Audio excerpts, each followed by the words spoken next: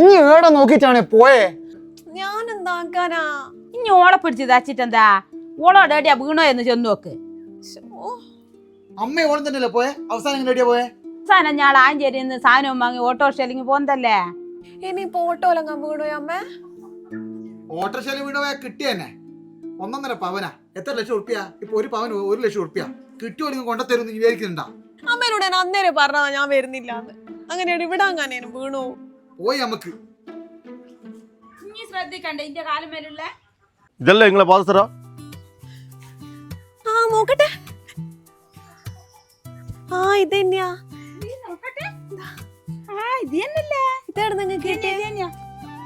ഞാൻ ഓട്ടോക്കാർ രാവിലെ തൊട്ട് വൈകുന്നേരം ഓടിയാൽ ഞങ്ങൾക്ക് അന്നന്നത്തെ ചെലവിനുള്ളത് എന്തെങ്കിലും കിട്ടലുള്ളൂ.